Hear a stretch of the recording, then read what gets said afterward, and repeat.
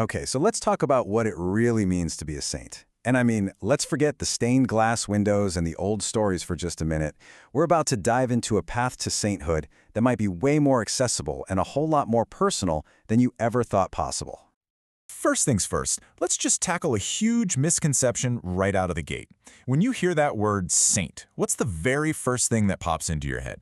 Is it some kind of spiritual superstar, something reserved for a special few, or could it be something meant for everyone? There's this massive gap between how we often picture saints and what the church actually teaches. We tend to see them as these flawless heroes, members of some exclusive, unattainable club. But the truth?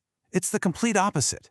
The Catholic teaching is crystal clear. Sainthood is a universal call. It's the destiny for every single person who is baptized. It's not an exclusive club. It's an open invitation for all of us. And this idea, this universal invitation, is absolutely crucial. The Church calls it a call to the fullness of the Christian life. And look, this is an ancient idea, but it was really brought back to the forefront in the 1960s during the Second Vatican Council, which just re-emphasized that this path, this journey, is truly for everyone. So before we get any further, let's define our terms. What is a saint anyway? Well, it's not just someone with a feast day or a statue in a church. Fundamentally, a saint is any soul who has made it to heaven. That includes all the famous names for sure, but it could also include our own grandparents, our loved ones. See, the goal isn't to become a legend, it's to reach our ultimate God-given destiny. Okay, but this brings up a really important point. Is this whole journey to sainthood just about being a good person by the world's standards? This quote here really gets to the heart of it. The idea that just being good enough cuts it is, well, a heresy. The call is to something much higher. Holiness isn't just about being a good human. It's a supernatural transformation of the soul, and it's powered by God's grace. So, if this is a supernatural journey and it's powered by grace, how in the world do we get that grace? This is where we hit the non-negotiable foundation. And you got to understand, this is not a self-help project. It's a response to something given to us through very specific, very tangible means. So how is this grace delivered? Well, the Church teaches it comes through the sacraments. And here's the key word you got to know to understand them: efficacious.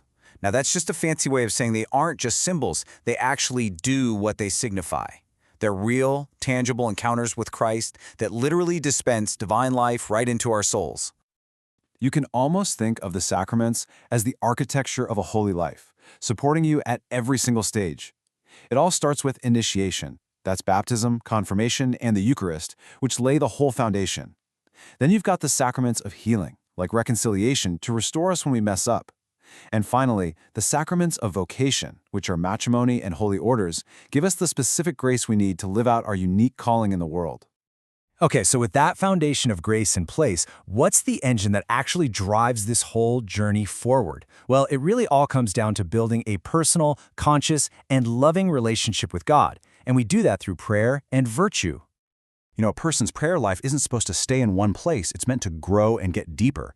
For a lot of us, it starts with vocal prayer, using familiar words like the Our Father. From there, it can move into meditation where we're actively using our minds and hearts to reflect on Scripture. And the goal of all this growth is what's called contemplation, which is really just a simple, quiet state of loving union with God. It's seen as a pure gift. And the fruit of this life of grace and prayer is virtue. Now, a great way to think of virtues is as holy habits. They literally build the stable inner structure of our soul. You've got the big theological virtues, faith, hope, and charity, which are pure gifts from God. And then you have the cardinal virtues like prudence and fortitude, which we work to cultivate. But all of them have really practical daily applications that just make it easier and more joyful to choose what's good. But here's the thing, the saints are all in agreement on this one. None of those other virtues can truly grow without this one, humility. And what is it? It's simply living in the truth of who we are, creatures who are completely dependent on God for everything. It's the fertile ground that lets God's grace get to work and allows every other virtue to really take root.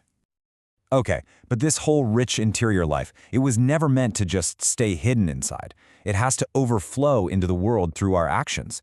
This is where the journey gets really concrete, involving our choices and even embracing the reality of sacrifice. And this right here, this powerful quote from Jesus, it's the foundation for what the Church calls the works of mercy. You could say it's the ultimate test of our love for God. How do we treat the people around us, especially the ones in need? Because in them, we are actually encountering Christ himself. And don't think of these as just some ancient checklist. They have very real, very practical applications in our lives today. The corporal works are about bodily needs, like donating to a food bank. And the spiritual works, they address the needs of the soul, like just listening to a friend who's struggling, or choosing to forgive someone who really hurt you. All right, now we're getting into something really profound, and honestly, it's a uniquely Christian idea, redemptive suffering. The teaching is that all those unavoidable hardships in life, illness, loss, frustration, they don't have to be meaningless. When we consciously choose to unite our pain with Christ's sacrifice, it can be transformed into a powerful prayer, a sacrifice that has real value for us and for others. So where is this all going? Where is this whole path of sacraments, prayer, virtue, and action actually leading us? Let's take a look at the map of spiritual progress as we head toward the ultimate destination, perfect union with God. You know, the spiritual masters, people like Saint Teresa of Avila and Saint John of the Cross, they drew from centuries of wisdom and basically mapped out 3 general stages of growth in holiness. It gives us a kind of roadmap for the soul's climb. And this spiritual roadmap, it shows a really clear progression. The journey usually kicks off in what's called the purgative way. That's the beginner stage, focused on turning away from sin. As the soul grows, it enters the illuminative way, where the focus shifts to actively growing in virtue and imitating Christ. And the peak, the culmination of it all, is the unitive way, a state of deep, loving union where your will becomes perfectly aligned with God's.